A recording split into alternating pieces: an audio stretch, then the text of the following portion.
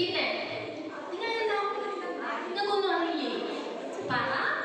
ഇവരെന്ത് ആക്റ്റീവാണ്? ഇവര് പറയുന്ന ആൻസറൊക്കെ കറക്റ്റാണ്. എന്തൊക്കെ കാരണം കൊണ്ട് മാനസിക പ്രശ്നങ്ങൾ അല്ലെങ്കിൽ ആർക്കാണ് മാനസിക പ്രശ്നങ്ങൾ വരിക? അപ്പൊ എല്ലാവരും ഇതിൽ വന്നു അല്ലേ? ജോലി എടുക്കുന്നവർ വന്നു, പാരന്റ്സ് വന്നു, സ്റ്റുഡൻസ് വന്നു. അപ്പൊ ആർക്കാണ് വരാത്തത്? അപ്പം നമുക്ക് എന്താണ് മാനസിക പ്രശ്നങ്ങൾ ആർക്ക് വേണമെങ്കിലും എപ്പോൾ വേണമെങ്കിലും വരാന്നുള്ളതാണ്. ഈ സംസാരിക്കുന്ന എനിക്കും വരാം, ഈ സാറിനും വരാം, നിങ്ങളെ പഠിപ്പിക്കുന്ന ടീച്ചേഴ്സിനും വരാം.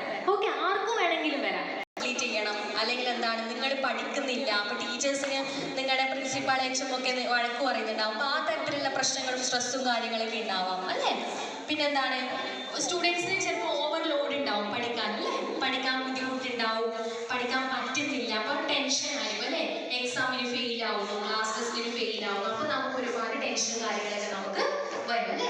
അപ്പം അത്തരത്തിലുള്ള ഒരുപാട് പ്രശ്നങ്ങൾ നമുക്ക് എല്ലാവർക്കും വരാറുണ്ട് അല്ലേ?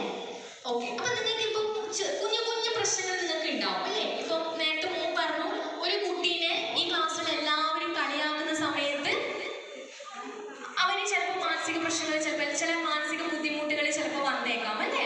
അവന് വിഷമം ഉണ്ടാവും, ചിലപ്പോൾ ആരും തുറന്നു പറയില്ല, ചിലപ്പോൾ അവൻ ഡിപ്രഷനിലേക്ക് പോവാം അല്ലേ?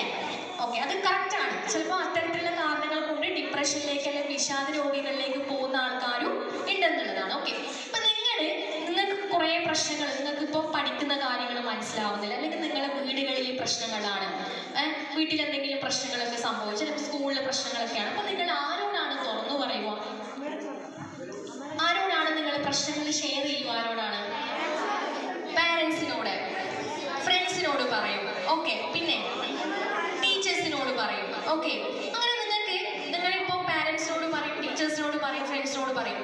ഇവരോടൊന്നും പറയാൻ പറ്റാത്ത സാഹചര്യമാണെങ്കിൽ, അതായത് അച്ഛനും അമ്മയോട് പറഞ്ഞു കഴിഞ്ഞാൽ എന്നെ അടിക്കും അല്ലെങ്കിൽ എന്നെ ചീത്ത പറയും, അതുകൊണ്ട് എനിക്ക് പേടിയാണ്, ഇപ്പം